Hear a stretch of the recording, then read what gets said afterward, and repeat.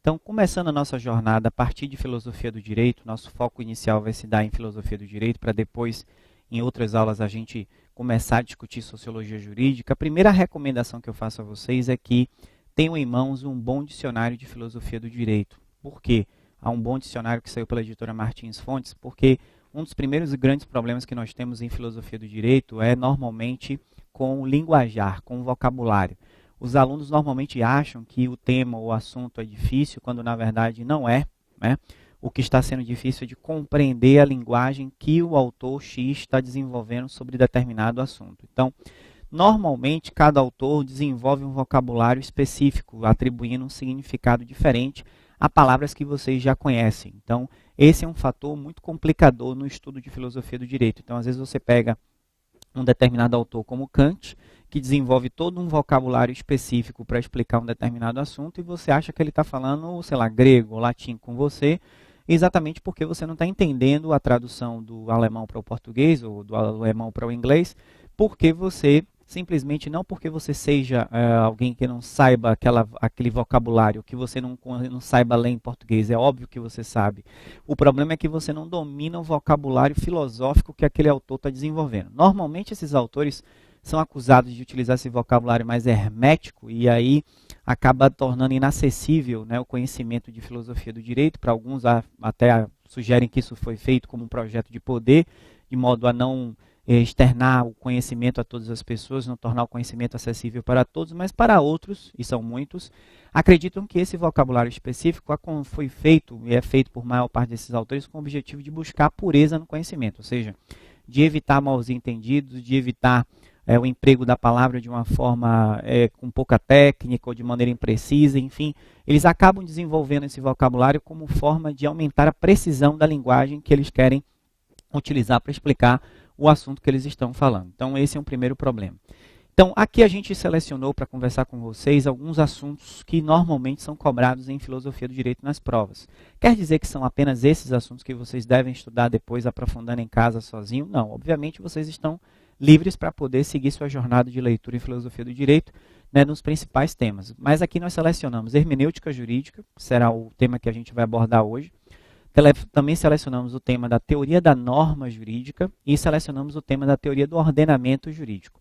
Esses são três assuntos que normalmente são comumente cobrados nas provas, a depender da perspectiva que você venha a estudar, ou seja, leia-se o autor que você esteja utilizando, a forma de explicar o tema será completamente diferente. Então aqui aparece um segundo problema em filosofia do direito. Às vezes o mesmo assunto, mas a depender do autor que você está estudando, ele explica o mesmo assunto de uma forma completamente diferente, o que lhe dá muitas vezes a impressão de que os autores, né, estão discutindo entre si, estão debatendo entre si. E é exatamente isso que acontece, ou seja, eles estão exatamente tentando dizer qual seria a melhor forma de explicar aquele mesmo assunto e muitas vezes existem controvérsias, muitas vezes existem divergências e muitas vezes a banca examinadora do concurso XWY se vale exatamente disso, para saber se o candidato está sabendo fazer essa distinção do que, por exemplo, Kelsen fala sobre hermenêutica jurídica, ou do que, por exemplo, Bob, ou Tércio Sampaio, ou Miguel Real ali falam sobre hermenêutica jurídica. Então, fazem questões exatamente, muitas vezes, com esse intuito, exatamente com o objetivo de buscar, né, tirar o tapete do candidato e deixar o candidato um pouco inseguro na hora de responder a prova. Bem, sobre hermenêutica jurídica, quero primeiramente explicar para vocês duas coisas sobre essa expressão, hermenêutica jurídica. Tá. Bem, normalmente a palavra hermenêutica jurídica é vista por vocês, né, só toda vez que eu menciono essa palavra, certamente na cabeça de vocês, na maioria, vem aquela ideia de interpretação jurídica. Sem dúvida nenhuma, hermenêutica tem a ver com interpretação. Ponto.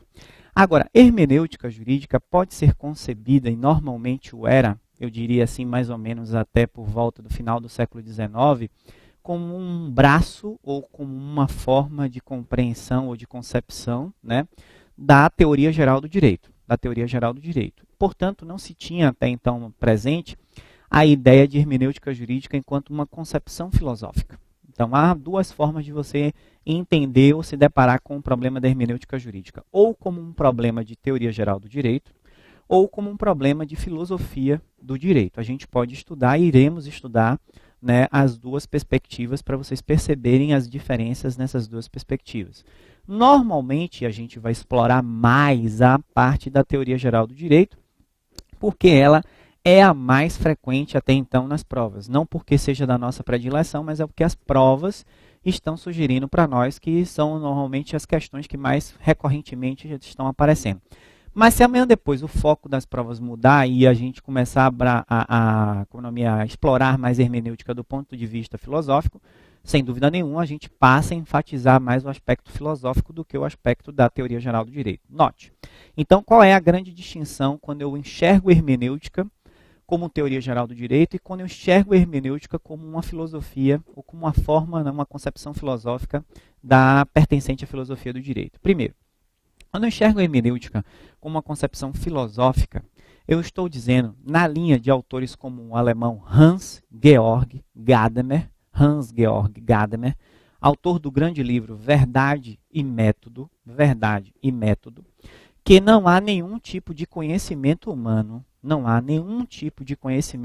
que não resulte necessariamente de uma operação interpretativa. Ou seja, em outras palavras, o que é que ele está dizendo? Que aquilo que em filosofia a gente chama de teoria do conhecimento, a gente dá o nome em filosofia a isso de gnosiologia. Ou seja, é o braço, o departamento, o campo da filosofia, que busca o quê? O estudo da famosa teoria do conhecimento. Em outras palavras, se perguntar como é que o homem, como é que o ser humano, ele produz conhecimento, como é que ele elabora conhecimento. Então, nessa busca de saber como é que o homem elabora conhecimento, então, em gnosiologia, a gente estuda uma série de coisas. Então, a gente estuda o sujeito, que conhece ou que produz o conhecimento, o objeto, que é conhecido, que se deixa revelar ou que se deixa mostrar para que o sujeito possa compreendê-lo. Qual é a relação entre o sujeito e o objeto? Mas note, o sujeito e o objeto que eu estou falando aqui não é o sujeito Bernardo, ou o sujeito João, ou o sujeito José, enfim, não é um sujeito pessoa física. É um sujeito cognitivo, ou seja, é um conceito geral, no sentido de quem quer que fosse a pessoa, quem quer que fosse o ser humano, pouco importando qual seja o ser humano. Quando o ser humano tenta aprender, compreender alguma coisa, como é que se dá essa operação de compreensão, de construção de raciocínio, de construção de conhecimento? Então, a isso em filosofia, no campo da gnosiologia, a gente chama de sujeito cognitivo ou sujeito cognoscente. Ou seja, o sujeito que busca compreender, o sujeito que busca conhecer. E do outro lado, a gente diz que esse sujeito sempre está em busca de conhecer alguma coisa. Essa alguma coisa, normalmente, em gnosiologia, até eu diria assim, o início do século XX, normalmente essa alguma coisa era o quê? Era o objeto. Um objeto qualquer que ele busca conhecer. Esse objeto pode ser uma coisa, pode ser uma teoria, pode ser um cálculo, pode ser o que quer que seja, pouco importa qual é o objeto que ele busca conhecer. Então, quando o homem busca conhecer alguma coisa, essa alguma coisa que ele busca conhecer a gente chama de objeto cognitivo ou cognoscente. Então, note, por exemplo, só para dar um exemplo para vocês, quando eu faço uma pesquisa, aquilo que a gente chama de pesquisa, normalmente ela se vale de uma metodologia. O que é a metodologia? Ou seja, eu vou traçar um caminho, porque método tem a ver com caminho, ou seja, qual é o caminho que eu preciso percorrer para produzir um determinado conhecimento. E a produção de conhecimento, ela sempre parte de duas variáveis. Quais são essas duas variáveis? Um problema e uma hipótese. Ou seja, o problema é o que te levou a querer pesquisar sobre aquilo, ou seja, a pergunta que levou a dúvida, né, como posso dizer, algo que lhe intriga a te levar a pesquisar sobre aquilo. E a hipótese. A hipótese é a suposição de resposta que você imagina que será a resposta para a sua pergunta. Então, mas enquanto hipótese é uma suposição. Você não está certo ainda se aquela resposta que você imagina é de fato a certa ou não. Aqui, a resposta aqui é apenas uma suposição, porque ao longo da própria pesquisa você vai testar para saber se aquela resposta efetivamente é a que você imaginava ser a certa ou não. Então, só para dar um exemplo, agora nós estamos aí vendo o problema do Aedes aegypti se alastrando por todo o país, né? E a gente levanta aqui, sei lá, um problema. Qual é o nosso problema? O problema é precisamos matar os Aedes aegypti de modo a conter os problemas de saúde derivados do Aedes aegypti. Então, um problema é como fazemos isso, ou seja, como é que a gente pode empreender isso. Então, a gente levanta uma suposição. Então, uma hipótese seria a gente distribuir inseticida por toda a cidade, ou seria a gente mandar as pessoas fechar as tampas, etc. e tal, papá. Mas será que isso surte efeito efetivamente? Não haveria um método mais eficiente? Então, quando a gente discute isso, note o que é que a gente está discutindo aqui. Problema, ou seja, o problema que me motivou a pesquisar sobre o assunto, e a hipótese, ou seja, a hipótese é suposição de como eu vou resolver aquilo. Né? A minha suposição de como resolver aquilo é X, mas se essa suposição está certa ou não, se é eficiente ou não, isso só a pesquisa vai mostrar ao longo da própria pesquisa. Bem, mas por que eu estou falando dessas duas coisas que tem a ver com metodologia? Porque quando o sujeito busca conhecer alguma coisa e conhecer o objeto que ele pretende conhecer, ele sempre se vale de um método. Tá certo? Então, ele tem que seguir um método que seria o caminho na busca da produção do conhecimento. Então, método aqui tem a ver com o caminho, trajetória que ele precisa percorrer para produzir um conhecimento razoavelmente digno de credibilidade, digno de segurança. Então, vejamos, deixa eu trazer isso para o universo jurídico. Quando eu vou interpretar a norma jurídica, note, quem é o sujeito cognoscente que está tentando interpretar a norma jurídica? Aí, a depender do autor, serão diversos. Então, se eu falar com o Kelsen, ele vai dizer que o sujeito que está autorizado a interpretar a norma jurídica é o juiz, ou a autoridade administrativa encarregada de interpretar a norma jurídica. Mas se eu falar, por exemplo, com Peter Heibler, que é o autor da hermenêutica, né, chamada hermenêutica do século XXI, que vai falar da chamada sociedade aberta dos intérpretes, enfim, ele vai dizer que todos nós, enquanto cidadãos, enquanto cidadãos que efetivamente colocam em prática a norma constitucional, ele vai dizer que todos nós interpretamos, porque todos nós, no momento em que nos comportamos, estamos interpretando e efetivando as normas jurídicas. Então, para ele, o sujeito cognoscente que interpreta a norma não é apenas o juiz ou a autoridade administrativa em questão, são todos os cidadãos em geral e também os operadores do direito. Não apenas os operadores do direito seriam encarregados dessa operação de interpretação. E o objeto cognoscente seria o quê? Seria a norma jurídica, para uns, por exemplo, então para Kelsen.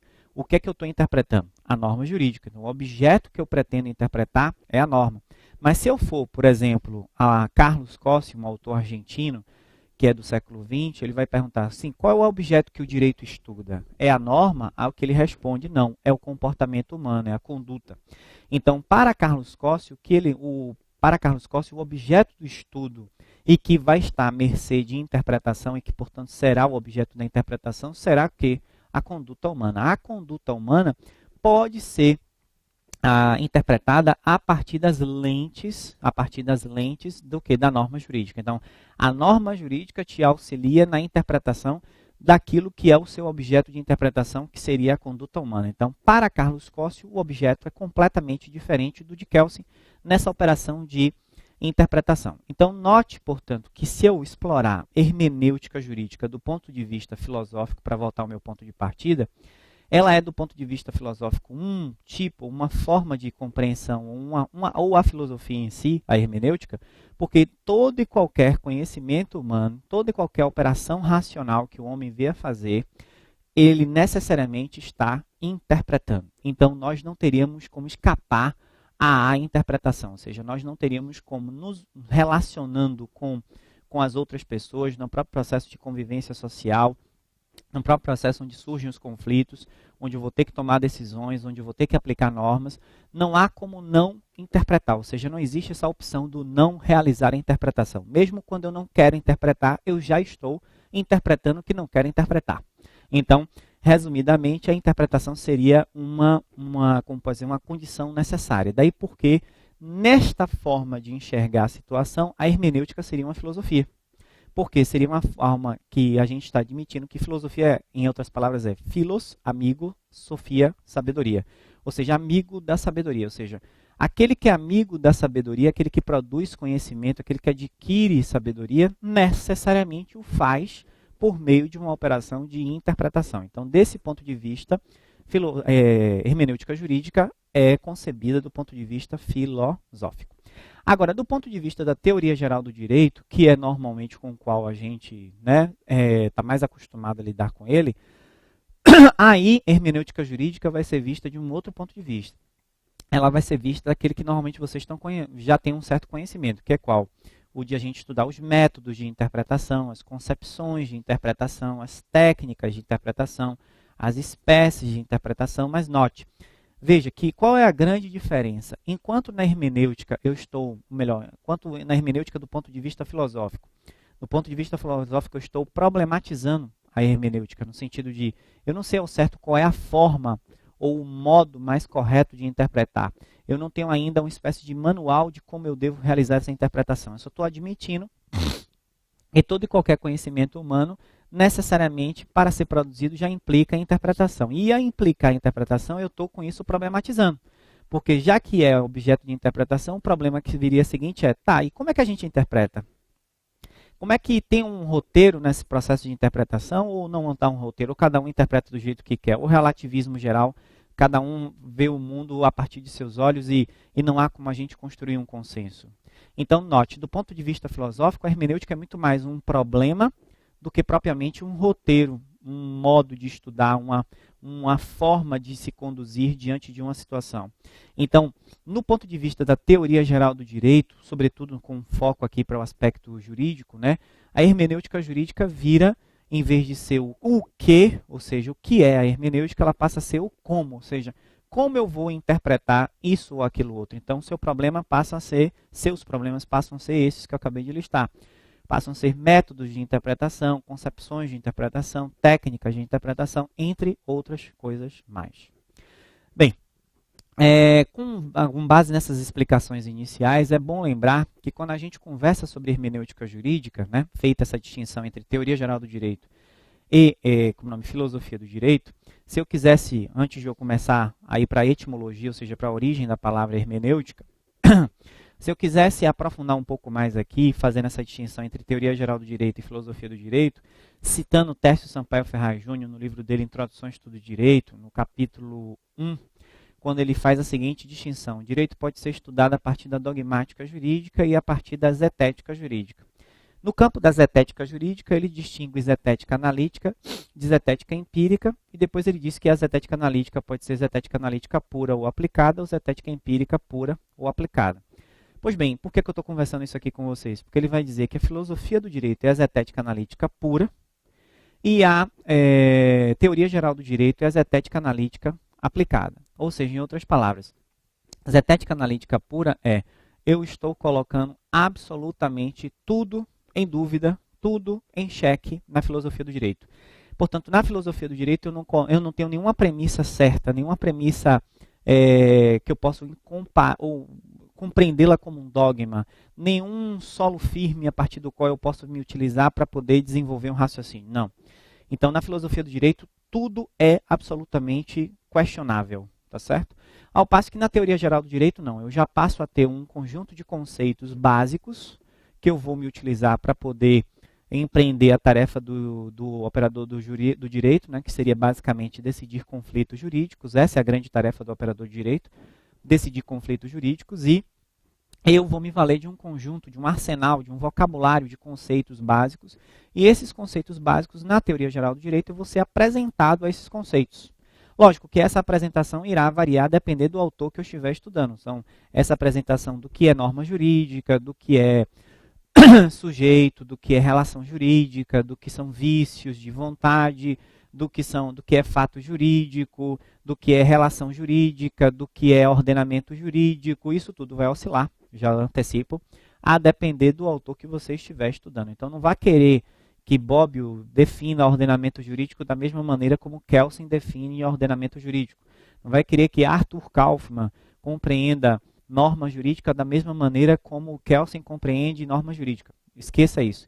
Aí é que está o grande problema da filosofia do direito. Você não pode achar que já descobriu o ovo de Colombo porque já está sabendo razoavelmente um determinado autor.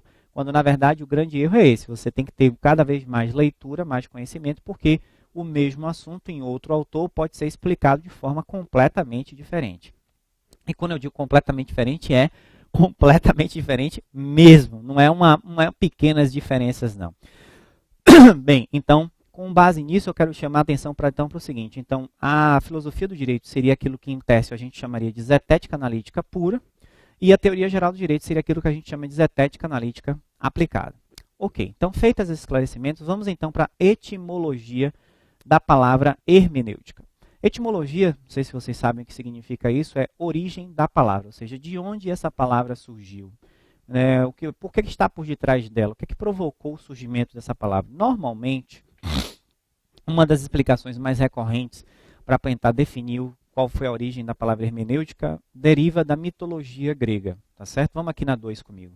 Então, na mitologia grega, a gente está acostumado a ouvir diversos mitos, né? E certamente vocês já devem ter se deparado com diversas histórias de mitologia, o mito de Medusa, o mito de Hércules, o mito de Prometeu, enfim, tantos mitos que a gente poderia aqui passar aulas e mais aulas somente conversando sobre isso. Não à toa, diga-se de passagem, porque a mitologia tem uma grande contribuição para a filosofia também, mas esse é um outro papo que agora não me permite desenvolver aqui com vocês. Não à toa, diversos filósofos ainda hoje, né, vão buscar na Grécia Antiga e vão buscar mesmo nos pré-socráticos e antes dos pré-socráticos na mitologia, um ponto de partida para desenvolver suas filosofias. Só para dar um exemplo disso, de um grande filósofo que foi buscar nos pré-socráticos e que não tomava Sócrates como ponto de partida para seus estudos de filosofia, Nietzsche. Então, Nietzsche, que é um cara ainda hoje muito lido, os jovens adoram estudar Nietzsche, né? Enfim, é um autor acessível, um autor que é de mais fácil compreensão e que tem frases assim muito bombásticas, etc. e tal. Ele foi muito influenciado pelos pré-socráticos, ou seja, aqueles estudiosos de filosofia antes de Sócrates. Pois bem, mas por que eu estou falando sobre isso? Para dizer que em hermenêutica, normalmente essa palavra hermenêutica deriva de um deus grego chamado Hermes. Hermes, né, a depender do estudo de mitologia que você venha desenvolver, ele era visto na mitologia grega como um deus que tinha capacidade, ou alguns enquadram como semideus, outros como deus, enfim, como um deus que tinha capacidade de dialogar, preste bem atenção nesse detalhe, de dialogar ao mesmo tempo tanto com os mortais, como também com os deuses, no caso com Zeus mais especificamente. Então, qual era o grande diferencial de Hermes, comparado aos demais deuses e comparado aos mortais e comparado ao próprio Zeus? É que ele dominava a língua dos deuses e também dominava a língua dos mortais. Então, por exemplo, quando a gente hoje faz uma oração a Deus pedindo ou agradecendo por alguma coisa que ele nos proporcionou, a gente está tentando estabelecer um diálogo com Deus, seja no sentido de agradecimento, seja no sentido de súplica ou de pedido, mas a gente está tentando estabelecer uma comunicação. Então, nesse sentido, a gente está tentando dizer o seguinte, fazendo essa paráfrase aqui com Hermes, a gente está tentando buscar em Hermes um apoio para dizer, Hermes, leve a minha mensagem para Deus e faça com que eu seja escutado por ele, faça com que ele escute as minhas preces. Então, em outras palavras, o Hermes aqui como aquele mensageiro que vai fazer a tradução da minha mensagem para os ouvidos dos deuses e que os deuses possam escutar, ou que Deus, no sentido monoteísta da expressão único Deus, possa escutar as minhas preces e possa, né, ouvi-las e, enfim, possa do alto de sua misericórdia atendê-las. Então, o que é que eu quero chamar a atenção nesta passagem, que tem de grande importância para nós aqui no universo jurídico? É que um grande autor, Karl Larens, autor do livro Metodologia da Ciência do Direito, que foi até cobrado recentemente uma questão na prova da OAB, da 18ª OAB, que caiu 2 questões de filosofia do direito, uma questão foi até sobre Larens. Ele chamava-nos a atenção para uma circunstância que vocês não podem deixar passar despercebido. E essa circunstância é a grande provocadora da maior parte dos problemas com os quais os juristas enfrentam com a hermenêutica jurídica.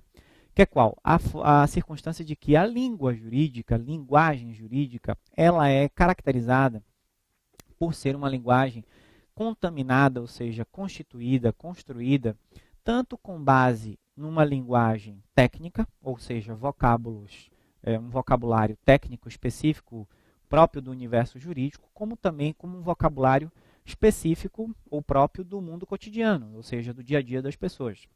E o fato da linguagem jurídica ser preenchida, ser formatada com vocábulos tanto da linguagem comum como também da linguagem jurídica técnico-específica, né, isso cria um problema sério para nós. Por quê? Primeiro porque muitas vezes a gente pode utilizar uma mesma palavra que no sentido comum, trivial, coloquial, usual, tem um determinado significado, mas aquela mesma palavra no sentido técnico, jurídico, específico, ela assume um significado diferente. Então, qual é o primeiro alerta que eu faço aqui para vocês com base na obra de Karl Lawrence, Metodologia da Ciência do Direito? A de que, primeiro, o grande problema da hermenêutica jurídica, e tem a ver exatamente com isso, com a etimologia que nós estamos conversando agora aqui, é que em hermenêutica jurídica, normalmente a gente tem um problema daquela chamada onomasiologia e da semasiologia. O professor me xingou todo agora. Onomasiologia nada mais é do que exatamente isso, ou seja, o campo de conhecimento que estuda a língua do ponto de vista do cotidiano, ou seja, do ponto de vista do coloquial, ou seja, o estudo dos vocábulos ou do aparecimento dos vocábulos na língua cotidiana e de como eu utilizo a minha língua cotidiana. No caso em questão, a nossa língua mãe, português. E, do outro lado, a semasiologia, o aparecimento dessas línguas ou dessas linguagens técnicas, né, e de como nós empregamos esses vocabulários técnicos. Então, eu que estudo direito e estudo filosofia, tenho conhecimento tanto de um vocabulário jurídico como também de um vocabulário filosófico. Então, minha colega que estuda jornalismo tem conhecimento de um vocabulário jornalístico, etc. e tal. Então, esses vocabulários normalmente se interpenetram, ou seja, o vocabulário do português usual, comum, corriqueiro, trivial, banal, enfim, que você utiliza todo dia, com o vocabulário jurídico ou com o vocabulário filosófico. E isso causa um grande problema. Por quê? Porque muitas vezes você fica na dúvida. Qual é a dúvida? A dúvida de como eu vou compreender essa palavra. Aqui eu estou utilizando a palavra no sentido vulgar ou no sentido técnico da expressão. Então, é essa dúvida que já começa a provocar a necessidade de quê? De interpretação. Então, o fato de estarmos utilizando aqui duas ou mais línguas ao mesmo tempo no processo em que a gente está tentando compreender a norma jurídica e aplicá-la para decidir um determinado caso concreto, esse fato é problematizado, é potencializado exatamente por existirem essas duas ou mais línguas e por eu saber ter capacidade de distinguir se eu estou utilizando o vocábulo dessa forma ou de outra forma. É sempre bom lembrar, se eu pudesse perguntar, né, vamos dizer assim, aquilo que seria o sentido mais comum, mais corriqueiro, mais trivial da ideia de hermenêutica, eu diria, para que serve a hermenêutica jurídica? Para identificar o sentido da norma jurídica, número 1, ou seja, dizer qual é o sentido da norma, tá certo? E segundo, estabelecer qual é o alcance da norma, ou seja, qual é o raio de extensão, qual é o grupo de casos que ela pode ser aplicável. Então, se eu dissesse qual é a finalidade da hermenêutica jurídica, anotem isso, eu diria qual é o sentido da norma jurídica, atribuir a ela um sentido, à norma um sentido, identificando qual é esse sentido. E no segundo momento, me perguntando qual é o alcance dessa norma, ou seja, qual é o grupo de casos que ela tem capacidade de atingir, né, a qual ela se presta. Beleza. Mas, olha como é que essa coisa é complicada. Se eu perguntasse, tá, e o que é identificar o sentido da norma jurídica? Aí é que começam os problemas, porque aí eu vou te dizer, tá, o sentido da norma jurídica é aquele que é dado pela vontade do legislador. Não. O sentido da norma jurídica é aquele que é dado pela vontade da lei. Não. Então, a depender do autor que eu estiver utilizando, esse sentido da norma jurídica também vai mudar, tá certo? E o objetivo é, por que você precisa identificar esse sentido da norma jurídica? Qual é a meta que você quer alcançar?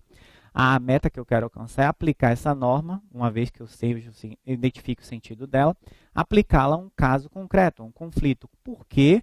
Porque o direito é voltado a decidir conflitos jurídicos. Então, o grande problema da filosofia do direito, o grande problema da dogmática jurídica, como bem lembra o professor Tércio Sampaio Ferraz Júnior, é o da decidibilidade dos conflitos. Ou seja, nós, juristas, estudamos o direito não porque a gente tenha deleite em fazer isso, não, porque viver em sociedade, é estar exposto à convivência social. Estar exposto à convivência social é estar exposto ao que é a possibilidade constante de entrar em conflito com outra pessoa. E uma vez que conviver é necessariamente estar exposto ao conflito, quer dizer que necessariamente conviver implica entrar em conflito. Então, se implica entrar em conflito, significa dizer o seguinte: uma vez que o conflito aconteça, eu vou ter que saber decidir esse conflito. Ou seja, não dá para apostar na hipótese de que não vai existir conflito. Vai existir conflito e eu tenho que saber como decidir esse conflito. Tá certo?